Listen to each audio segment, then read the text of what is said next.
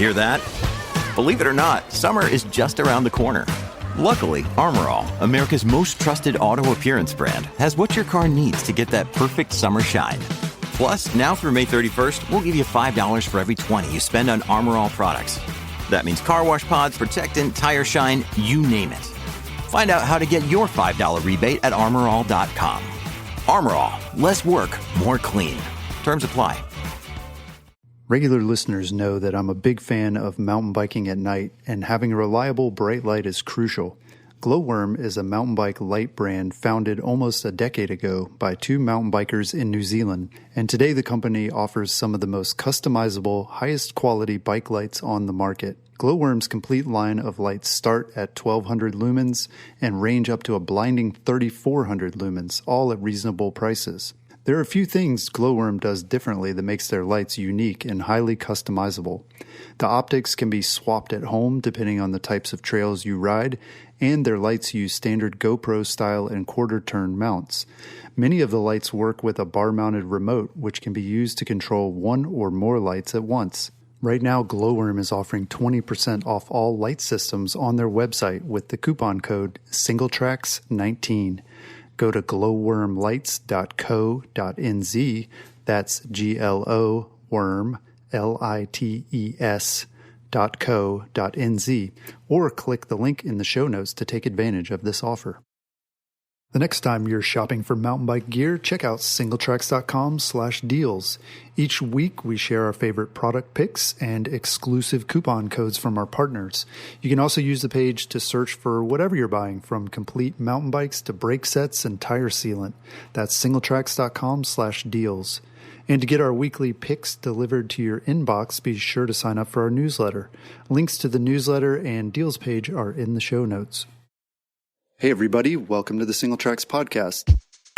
My name is Jeff, and today my guest is Chris Ball. Chris is the managing director of the Enduro World Series. He's worked in the cycling industry for more than a decade as a coach, photographer, writer, and event coordinator. Thanks for joining us, Chris. Thanks for having me. So how did you first get into mountain biking?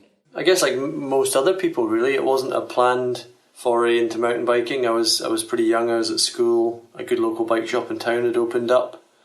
It was the early to mid 90s, and mountain biking here in Scotland was kind of this new thing that was sort of happening on the fringes of outdoor sport and seemed exciting, and off we went. Yeah. So did you work in the bike shop, or were you racing at that time, or how were you participating? Yeah, I mean, initially it was just riding, really, and then sort of high school, and then after leaving school, I worked in a bike shop for a number of years and raced, competed, and used the sort of staff discount to afford the bits and pieces that I wanted. Like I think a lot of us did, and dirtbagged around for a while. Funded as much racing as I could, and then went to university once I was able to kind of afford it, really. Yeah. What kind of racing were you doing? It was all downhill, and at the time it was all, you had a choice. At the time it was very binary, cross country or downhill. That was that. Mm-hmm. And although I used to ride quite a lot, the physical component wasn't maybe what I was attracted to so much, so downhill it was. Yeah. Well, now we have more choices, including Enduro, which we're going to talk a lot about. So what drove you and the other founders to create the Enduro World Series back in 2012? It kind of started way earlier than that, really. So I'd been the off-road sports coordinator at the UCI for 5 years at that point, working in the Downhill World Cup. And one of the main things that was sort of being ushered in at that time was live coverage for all of mountain bike racing, but for downhill especially. And the need and the understood need in the office to make downhill more televisual, make it more exciting. And cross-country was going in the same vein.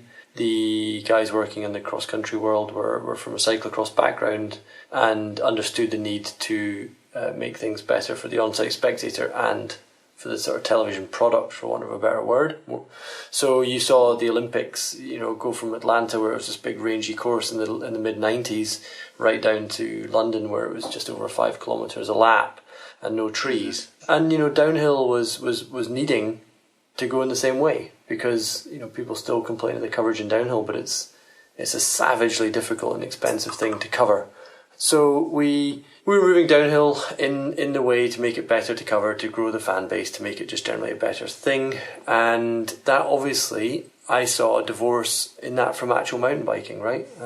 Because you were making this kind of superhero sport that isn't maybe what me and you did on a Saturday or a Sunday afternoon on our normal mountain bikes. And when you looked at other disciplines, you looked at road, you had Sportif or Gran Fondo, that kind of mass participation element to road. In cross country, they were able to do that as cross country because you had the marathon sort of formats, those longer distance participatory formats sitting behind them. But downhill didn't have anything, and so people attracted to that kind of more gravity, more aggressive style of mountain biking didn't really have anything that captured them. And enduro at the time was emerging in the continent, so I started a working group to look if we could create this participation element to the gravity department, which I was managing at the time, and off we went. That was the formation of kind of formalized enduro, if you like. Yeah, that's really cool. But at the same time, so you're saying it was more participatory, but the Enduro World Series, I mean, it's a very organized thing now. I mean, this is 7 years later, and there are obviously, there's kind of different tracks in that as well, where you can participate, but then you also have the pros.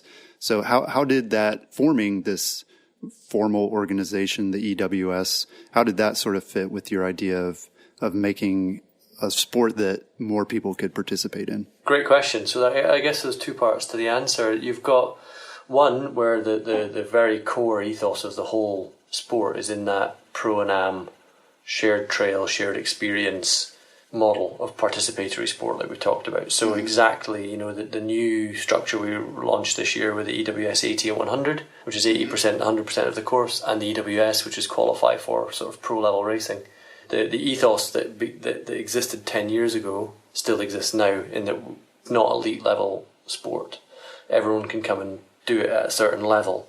So that's one part, I guess, to the answer. The other part is we've had 10 years of growth and development and maturation, and big element of that has been in the technology. The bikes that are now being ridden, raced, developed are completely different to those 10 years ago because there's been a spotlight on the trail bike, which used to be this Frankenstein mashup of cross country and downhill, and whatever kind of worked went in that middle ground, and that's what we all rode as trail bikes. They've now got the spotlight on them, so they've allowed us and everyone else to do huge amounts more than you used to be able to do, which has allowed us to elevate the level of sport, and the riders have grown with that too. So you've got a very high level professional sport, but with that ethos of participation. Yeah, very cool to see those two blended. So last year, the Enduro World Series announced a partnership with the UCI. So how did this first season of that partnership go? Really, really, really well, and seamless, for want of a better word, really. And I guess it's funny when you're in something and then when you're in a bubble and then you see things from outside the bubble, they're quite different. The UCI relationship and agreement has been bubbling away in the background for 4 or 5 years. We always spoke. They've had a huge number of administrative changes, political changes, and we've obviously had a huge exponential growth at the same time. So we always stayed in touch, and when the times were right and when agreements worked, we kind of came together and formalised it. So it wasn't new for us, but I think from the outside, it seemed like this massive new thing, right? But it was actually talked about and planned for a number of years. So it's been great. It's been excellent. I think it's given the sport a legitimacy that it needed. It's allowed us to work more closely with some national federations, which again is needed on a national level for legitimising sport, club, coach development, so on and so forth. Commissaire development, neutrality in the rule decisions, everything. It's been really good. Yeah, very cool. So this year, the EWS held its first race at Zermatt, Switzerland, and it looked amazing on the screen. How did it go hosting an event there for the first time? Is that difficult, sort of bringing the event to a new venue? Yeah, so first years are always challenging. What I loved about Zermatt was it kind of took the sport back a few years because we've been working on making liaisons, which are the bits between the special stages, a bit more compact, a bit more action. We've seen the race times and results get tighter and tighter because of that. We've learned what riders like and don't like, and we're able to now kind of give them more of what they like and less of what they don't like, and what works from a racing and spectating angle. But Zermatt was a kind of a journey back a few years to these big high mountain races that we would maybe have held at the start of our formation, and it was fun. It was big, wild, pretty inspiring scenery, I guess, on all sides. Yeah, very cool. So with 4 different Continental Series and all the qualifiers, the Trophy of Nations, and then the main event, how many races are you managing each year? A lot.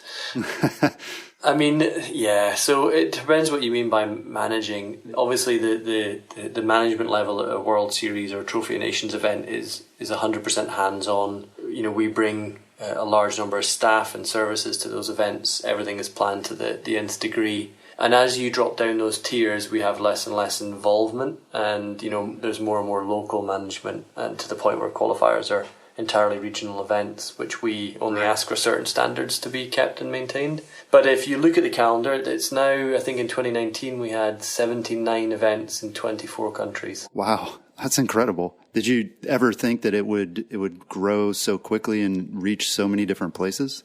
No, I didn't really. I mean, the great thing with the format of Enduro is it is malleable, and so it can fit in terrain that maybe wouldn't suit downhill or other styles of racing. You know, you've seen that with all these different creative takes on the discipline in all these different parts of the world. So it does travel well as a sport, if that makes sense. Yeah. But I think it's just captured a lot of people's imaginations, and we've worked really hard to put the structures in place as quickly as possible so that people can kind of find their level, upskill, whether they're racers or organisers or sponsors or whoever. And with those structures allows that kind of accelerated learning path, really. We're sort of passing knowledge down, receiving feedback from people on the ground upwards. So, no, I didn't see it happening so quickly, but it was kind of planned for, I guess. Maybe just not as quickly as it was, not as quickly.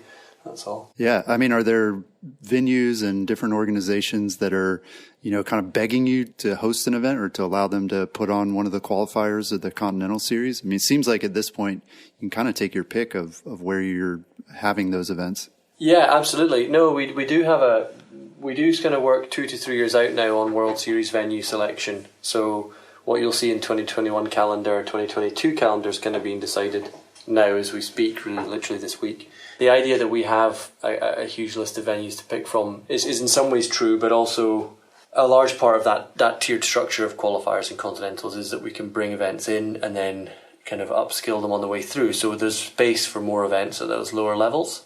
It's rare that we would engage with a new group entirely out with our sphere right at the very highest level straight away.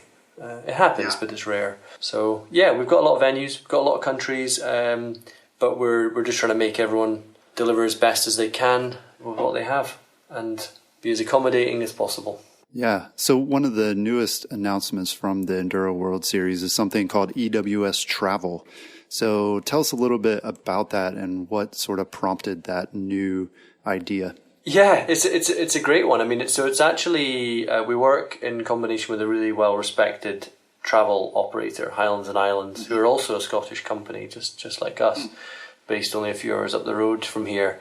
They organise kind of international travel, but travel's always been a really central part to what we do. We, you know, even in our second year back in 2014, we took everyone to Chile for the first time and to South America, and you know, we've been out to Tasmania, to Madeira, to all these really kind of quite aspirational destinations, and made people recognise in some ways that the mountain biking does happen in all these different parts and these amazing communities. So travel and the idea of travel is really ingrained in what we do. The EWS travel part has been a really nice evolution because it's allowed us with Highlands and Islands to bring people to the venues when the race isn't on, when it's quieter, when they can explore sort of more trails out with that area, see all the great things that the World Series has been, some of the legacy trails that were built for the event, and all the other touch points and all maybe the people that were involved in some ways. So it's purely about holiday and not about racing, but with all that rich kind of inclusive elements that we've brought from the event perspective.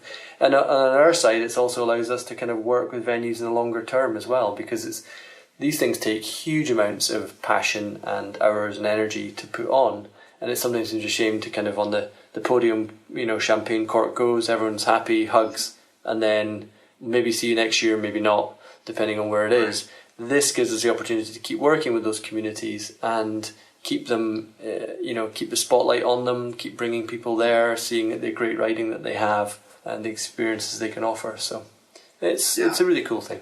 Yeah, and it's cool to see sort of the whole race series reaching down to include everyone, right? So, you have the pros, obviously, and then you have the EWS 80 and 100. And then it seems like EWS Travel is it's for anybody, whether you want to race or not.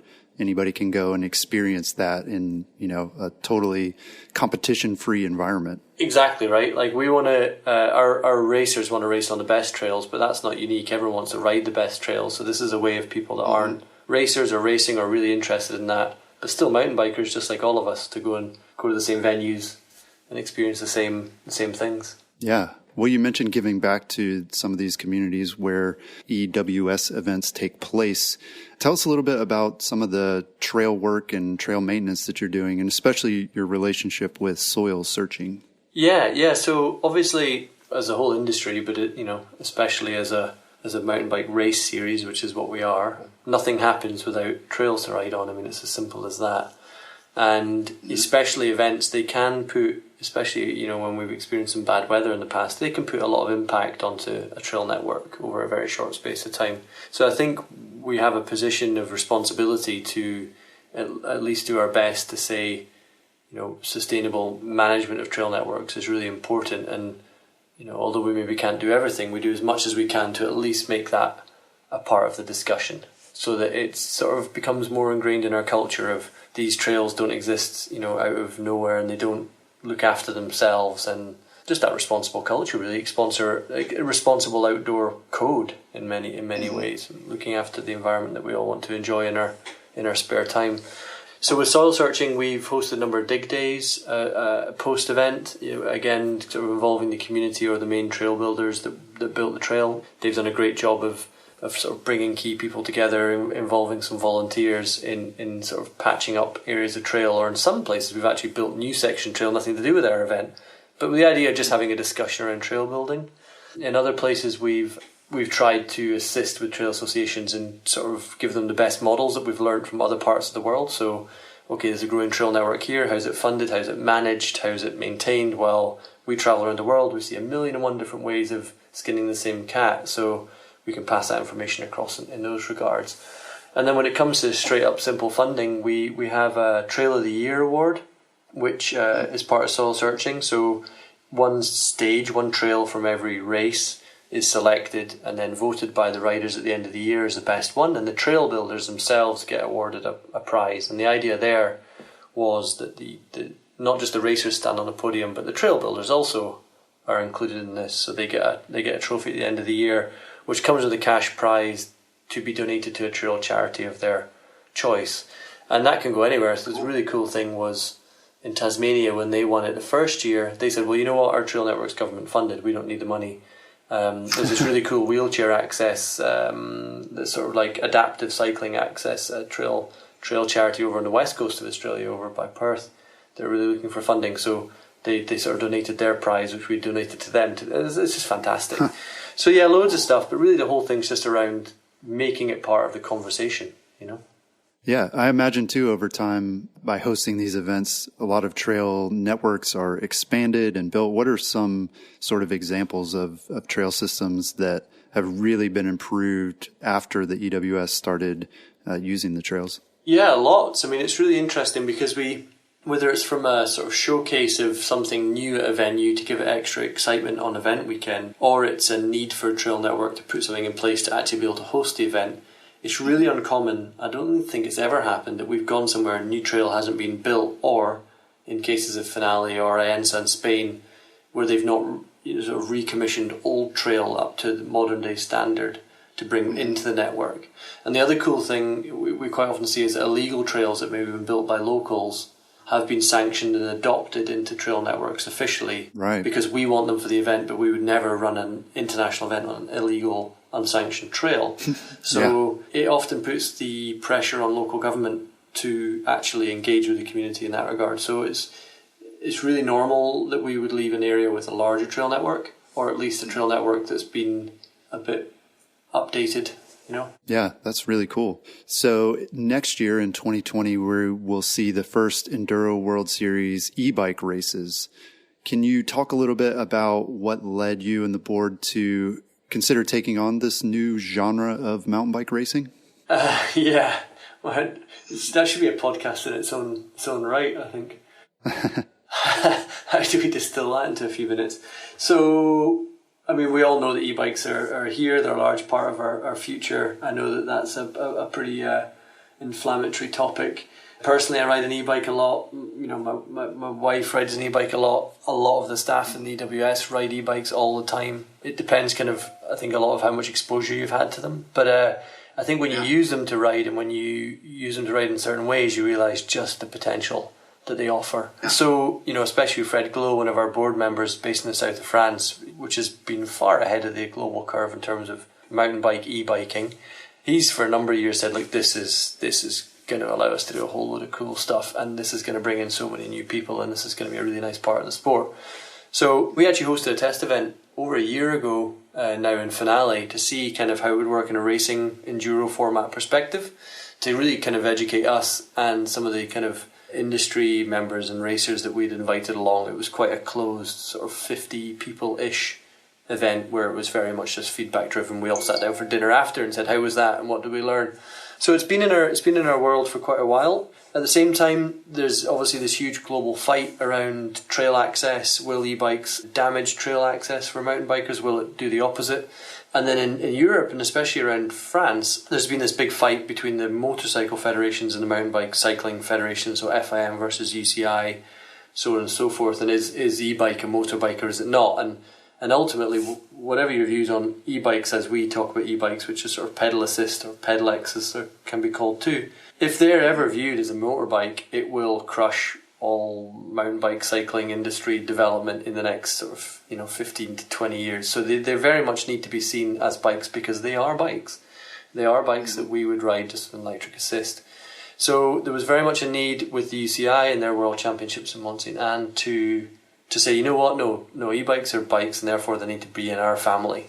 Mm-hmm. And we agreed with that and worked with those guys to expand our UCI agreement to manage e-bike enduro so that we can make sure that we can do our best to see e-bikes grow in the way that we would want them to grow as mountain bikers. And, ultimately our group and then our wider group of organisers and, industry representatives and trail builders and everybody else, we don't think there's a better group of people that can kind of have that input and steer as to where e-bikes go in the future. So that's why we moved into e-bike as quickly as we have, because we really see it as a mountain bike discipline of the future, and it needs such careful management, and the nuance needs so carefully thought about right now to avoid future problems in a decade to 2 decades. But that's where we're at in terms of format, enduro format, multiple loops. We're going to bring climbing into the mix, which we've never been able to do with a normal bike because of the simple physical constraints of a human being. So technical climbing. Technical challenges, descending. We're going to try and develop the courses so that the motor component isn't really a part of the timed sections, but that the motor provides that assistance, electrical assistance provides more single track, less fire roads, less chairlift, less shuttles, all that kind of stuff. So more of a full single track experience in a day, really. Right. One of the things that I was wondering about is, do you think an e-bike would actually give you an advantage on a lot of courses? In an enduro race, the liaison stages obviously aren't timed, and that's where most of the climbing happens. So do you think if riders had a choice, would they choose e-bikes? Would there be an advantage even on a lot of the courses? In current format, no, and that's why we never just put an e-bike category into our events. But they weren't allowed. These aren't going to be e-bike categories at EWS events. These are going to be separate courses designed for e-bike, which is going to have more single track trail and bring the liaison more into the race in terms of its experience. So rather than just going from the bottom to the top in the most efficient possible manner, because that's all your legs can do, in this sense, with the e-bike, we're going to try and bring in more of a journey element to that part of the competition. Yeah. Well, in motorcycle racing, there are events designed, just pure hill climb events that are very technical and challenging in that way. Is that sort of where you see e-bikes going at some point? Will we see just like pure hill climb races? I would imagine. I think it's. There'll be pure hill climb components to our races as of next year for sure. In terms of will there just be hill climb races, I don't see why not. I think a lot of people at the moment see it as road cycling, cross country, downhill, enduro, and e-bike, and gravel. Actually, I think e-bike is just a whole other mirror of all of those existing disciplines and probably other ones too. So we're working in e-bike enduro. I think there'll be an e-bike cross-country marathon. I don't think there'll be an e-bike downhill. I think that's one discipline that's safe from that development. But, I think there'll be hill climbs. Yes, I think there'll be all sorts of other disciplines that will come out of this world. Yeah, interesting. So the Enduro World Series Trophy of Nations this season seemed to be a real hit with riders and fans too. So can we expect to see more of this 3-rider team format or other kind of similar format mix-ups for the next season? From us, no. We're going to keep it just at the Trophy of Nations. It was fantastic. It was a real highlight of the year, and I think it took it to happen for people to understand what we were trying to do there. It was really hard to communicate in advance, and understandably a lot of people were like, what, team racing and enduro, how's that going to work? And to be honest, up until 5 minutes before the race I was like, is this going to work?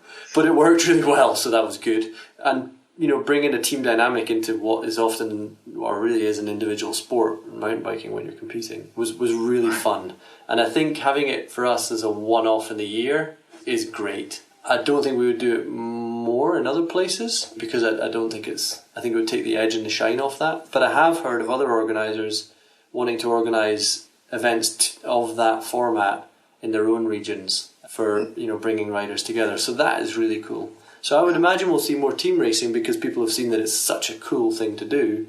We won't do any more than just that one race in the year. Okay, cool. So what advice would you give to aspiring enduro racers who want to sign up for EWS qualifier or one of these 8100 events? Wow, good question. Ride your bike as much as you can in as many different environments, trail types and weather as possible. I would say the one thing that makes a really good enduro racer at the top end is someone who's incredibly well prepared for every single eventuality. And we definitely see it where riders come over from other disciplines and maybe, everything's far more controlled. They definitely sort of struggle to adapt. Or riders who only ever race locally or ride locally, to their sort of where they live. And then, they go and they join us and they travel to this completely bizarre soil type or trail style or whatever, or altitude or heat or whatever, and they fall apart. So I think making yourself robust is the single most important attribute for a successful enduro racer for sure. And then if you can follow our structure, the structure of events are there to give organisers a way up, but also for racers. So you go in at a qualifier event, do well, step up to continental level events, build your experience, race against people of your level, and then obviously the ultimate step is to that World Series level event. Yeah, it sounds like a big part of it is just having confidence, getting to that level in your riding where you are confident that you can handle whatever the course throws at you, and that's really, I guess, what enduro is all about. Yeah, exactly, right? If your bike breaks, you know how to fix it. If you get to a bit of trail, you know how to ride it. If the weather happens, the weather changes, you've got the right stuff to kind of keep yourself warm and dry or whatever it is, or hydrated. So yeah, you're totally right. Yeah. Well, let's talk a little bit then about the gear. What elements make the perfect mountain bike for one of your races? It's been amazing watching the evolution since 2013. It used to be really regular at the finish line of stages. You would see bikes coming down with derailleurs hanging off, or flat tires, or wheels that were damaged, or a multitude of mechanical sins. But they've become so reliable now. It's really amazing to see how few mechanicals are experienced by riders now in events in some of the hardest terrain in the world. So I think definitely, reliable choice of components is a big one. They're out there now for sure. When we see riders turn up with lighter tires or lighter wheels because they go, oh wait, it's all about weight, then they might not make it to the finish line sometimes. So I think something that's designed to be really durable, that's really efficient. I remember talking to an engineer about 5 years ago for one of the bike brands. He said the one word that we're really working on is efficiency. It's not just about weight, it's not just about this or that, it's about the efficiency of the whole thing. I mean, you see that a lot with the seat angle change and everything. You know, people are now bringing pedaling efficiency into overall bike design. It's not just about head angle and stability on descents. So yeah, I think a bike that's efficient, that's comfortable, that fits you well, that's going to last you a long time, that makes a perfect bike. Yeah, that's interesting too, because a few years ago, we first started seeing this Enduro label applied to bikes, and then it was components. You know, people would say this is an Enduro wheel set or an Enduro tire. And at the time, it kind of seemed like maybe that was kind of a marketing gimmick or something like that. But I mean, it sounds like what you're saying is that's a real thing. I mean, these parts are designed to stand up to that kind of abuse, and they've been sort of optimized, you know, to have that right balance between efficiency and durability. And yeah, it sounds like it's working. I mean, if the bikes are holding up better. Yeah, no, exactly. Yeah, I think there was definitely that kind of that era where some of it felt, you know, quite marketing heavy, but underneath it all, there was a genuine shift. You only have to look back those years to see that shift in technological development. And you know what we did, just like I was saying about e-bikes a minute ago, is people see all these different bikes and then an e-bike. People used to see, you know, bikes that was your trail bike, whatever you'd call it, all mountain bike. But actually there's different stages within that, right? So, you know, a bike that can really take a bike park versus, you know, the Alps versus maybe something flatter in your local trail system. That is an enduro bike, you know, 150, 160, 170 mil, mostly 29er now, bit heavier, pretty hard to brake. You can travel around the world with an enduro bike and not really come up against anything you couldn't ride because of your equipment, which is really cool. Yeah. It might not be the fastest thing around a kind of cross-country circuit, but you're going to be able to at least ride it, you know? Right. Yeah. Yeah. And at the end of the day, even those who don't race enduro, I mean, that's what they're looking for. They're looking for a bike that can handle sort of whatever they find themselves getting into. Exactly, right? There's nothing worse than working Monday to Friday and then you get out on a Saturday on your bike and the first thing that happens is it breaks and then you have to walk home back to your car. No, totally. You know, that's exactly right. It's what we all want to ride, because the majority of people just want a bike that they can have fun on and that lasts a long time, right? Yeah. So when you're not traveling to scout or manage races, where are some of your favorite places to ride? I would say at home. And that's just because we live in the Tweed Valley in the south of Scotland, and there's a huge amount of trail riding here of all sorts, great community, and I don't get to ride here often enough because I'm travelling so much. So I'd say this is absolutely my favourite place to ride. Yeah, that's really cool and really interesting too. I mean, we asked this question of a lot of people, and that's kind of the typical answer is local trails, no matter where you are. There's just something about riding trails you're familiar with and where it's easy to do and you're not getting all stressed out trying to get to the trailhead. So yeah, that's cool to hear. Yeah, I think travel is really important. You know, I think in terms of your experience and how it kind of affects your view and what it brings to kind of cultures and communities. But yeah, there's no place like home, that's for sure, you know? Yeah. So finally, you know, we've seen several downhill mountain bikers move to the EWS after recovering from injuries, and it sounds like more are planning to do so in 2020. So does enduro racing offer a different level of risk, or is there maybe a little bit more of the ability to manage safety than downhill? Yes, and it does. The downhill now in its natural evolution, you know, is arguably all those riders at the top are just insanely talented individuals. Mm-hmm. The bikes they're riding are insanely capable pieces of technology, and sometimes the defining factor is who takes more risk, I guess. But that's what that sport is to some extent. So yeah, I mean, you're taking a 3-minute course, and you know you're talking about tenths of seconds. In enduro, you're out there. You know, some of our races as a day last 7 hours. You know, on average they'll maybe around the sort of 5 to 5.5 hour mark. But even then, that's a lot of time on your bike.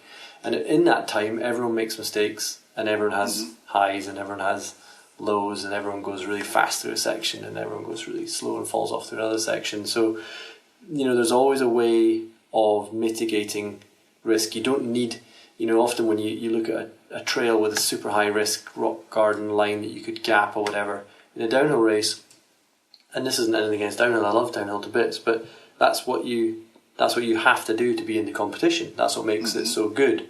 But enduro, you typically look at that and think, well, as an overall piece of this competition, that risk is too high for the potential reward. I could gain that 0.3 of a second by just pedaling a bit harder up that next bit of fire road or something.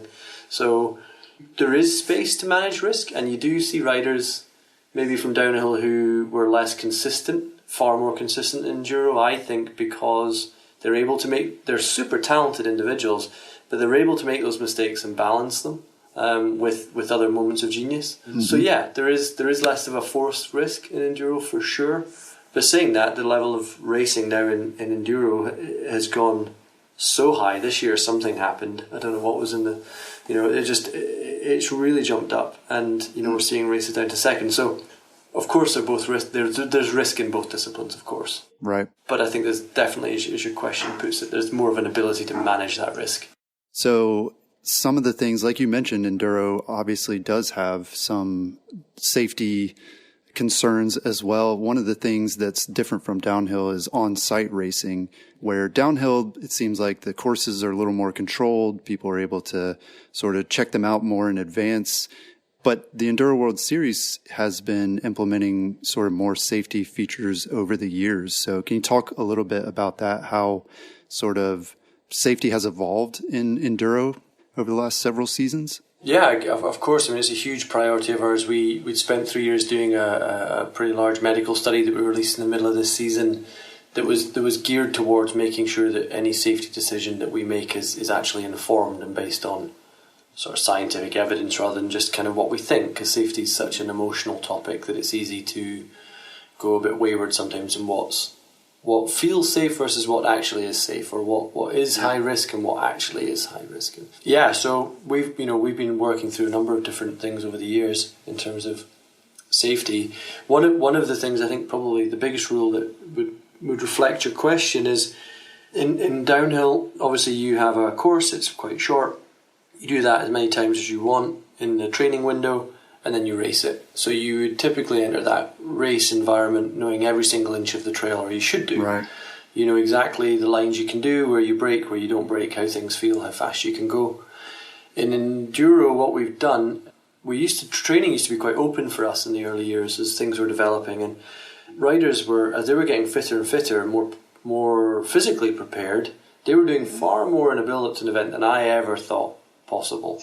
They were just incredible, to the point where they were starting to take those lines because they were able to practice them quite a lot. So firstly I thought, well, okay, blind racing sounds very dangerous and can be quite dangerous, but also you don't typically take high risk lines in blind racing because you don't know they're there. So okay, so let's find a middle ground there. The other one was the actual impact on the trail. So if you're kind of going over and over and over a section, obviously that's loads and loads and loads and loads of bike tires going over that one piece of dirt and damaging the trail, especially in very dry or very wet weather. So we implemented a one run maximum training rule last year, which we didn't do a few years ago because we didn't actually have the manpower on site to manage it. A good rule is a rule that you can actually implement and control. So if we'd done it 4 years ago, we would never have had the ability to make sure that people were only doing one run, and pretty much now we're confident that's happening. And so that one run rule means that people go out and they get to see stuff, but perhaps between Sam Hill going out and doing his one training run to when he goes and races on the Sunday, there may have been 1,000 passes of that trail, 500 riders, one training run, one race run. So he doesn't really know exactly what he's going to come up against in his race. He knows roughly, he knows where to go and where to try hard and where to recover, but he doesn't know exactly, what to do all the time. So that manages the risk and the danger component, and then obviously it manages the damage on the trail too. And the really cool thing with that rule as well is it balances the pro and am sort of fairness, if you like. It doesn't matter how many team resources you have available to you. You can only do one run, just like the guy who paid his own way there and had his own go. So I guess that's our single biggest evolution, that it probably responds to your question, really. Safety-wise elsewhere, it's just always been a priority. So the more our event budgets go up, the more we're able to do. We've implemented concussion regulations. We're doing what we can in that world. We're just trying to make it okay for riders to, recognise sort of head injury symptoms, try and help educate organisers, try and help educate team managers and team staff, to spot stuff, because they spend more time with riders than anybody else. And just, again, like trail building earlier in the podcast, just make it part of the conversation. Yeah, that's interesting that you say people are going to ride, not knowing what's on the course. I imagine that makes them ride much more alertly and carefully, because you don't know what's around every corner. I mean, you may have an idea, but you don't know. And so, yeah, hopefully people are sort of checking themselves. Was there anything that surprised you from that medical study? Any findings that surprised you, either good or bad, that people weren't being as injured as often as you thought? Or were there certain types of injuries that sort of surprised you were coming out of this?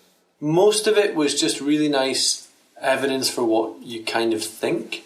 But the one surprise, and I guess because it's such a discussed topic, was that head injury is, the severity of head injury experienced in the sport is low, and the actual chance of getting a head injury is low. Yeah. So those numbers were really, really interesting. That doesn't mean that shouldn't still be a focus of everybody, but it was nice to see that actually we're not dealing with a sort of American football-esque kind of, oh dear, right, we do have a problem. All the evidence pointed towards the fact that we're dealing with something that's in the minority. So that was a good learning. The other interesting thing, I guess, wet races, more people fall off. People think, and often people are falling off all the time saying, this is really dangerous, and actually quite often the speed is very low when it's wet, so the actual severity of injury is very low. And speed is the single biggest factor to bad injury versus sort of minor injury. So when people think things are very dangerous and people are falling off all over the place, it's quite often safer. We see less injury. We can go through these events with hundreds of people and think there was almost zero injury recorded. So that was interesting. And also, like to your point about the blind racing, it flagged up that a lot of our injury happens on easy sections of trail. And, that arguably comes down to what we probably think is people switching off at that point. Oh, this is easy. Yeah. And then really engaging in a technical section and managing the risk, as we talked about in this conversation too. And then, oh, this is easy, I'll just go really fast here, and then boom, you have an accident. Yeah, that's sort of counterintuitive that the more technical sections are actually good for the riders. They keep them safer because they're more alert. They're going to slow down a little bit. And so, yeah, maybe that plays into course design a little bit. If they're slower, yes, exactly. So high speed technical or sections of trail that allow people to go really quick on, that maybe their ability level wouldn't allow them or shouldn't allow them to do, they're the kind of most dangerous. When you see these super terrifying sections, they're quite often, if they're slow and they're managed, they can be relatively safe. Yeah, very cool. Well, Chris, thank you so much for taking the time to talk to us. I know I learned a ton about the Enduro World Series, and it's really cool to see how your organization has sort of helped grow and evolve the sport. So thank you. Oh, thanks for having me. So you can find out more about the Enduro World Series online at EnduroWorldSeries.com. And you can also find out about some of the other programs like EWS Travel and the 8100 races. That's all we've got this week. We'll talk to you again next week.